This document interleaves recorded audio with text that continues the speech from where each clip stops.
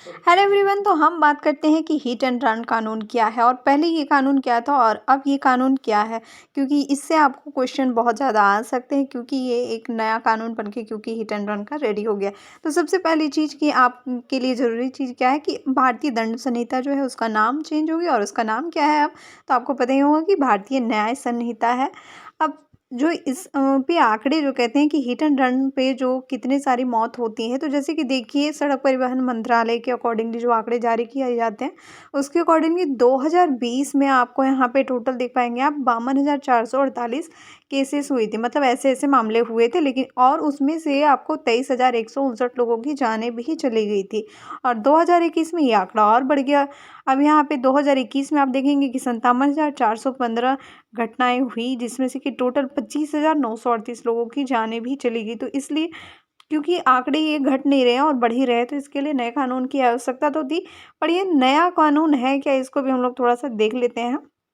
नया कानून में जो आपको है वो 10 साल तक का कैद का इसमें आपको प्रावधान दिया गया है। इसको हम डिटेल से जानेंगे। पहले बात करते हैं कि नया कानून आपको कौन सी आईपीसी की धारा में रखी गई है, जिसका नाम अब, क्योंकि ये भारतीय न्याय संहिता बोल रहे हैं, तो बीएनएस की धारा 104 में रखी गई है। हिट एंड रन का जो नया कानून बना है वो।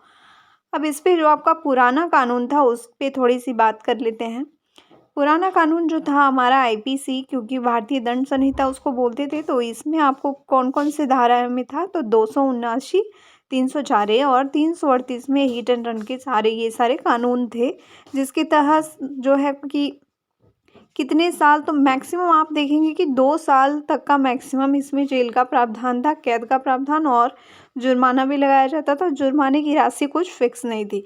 पर जो हमारा नया कानून बन के तैयार हुआ है 104, उसमें पूरे 10 वर्ष तक, मैक्सिमम 10 वर्ष की सज़ा होने वाली है। तो इसके अलावा आप हिट एंड रन के जो और भी कानून हैं, जैसे कि 1988 भी हिट एंड रन के मामलों में लागू होता है। ये आपको मोटरसाइकिल के लिए है। तो इस कानून में आपको 161, 134 ए और 134 बी है।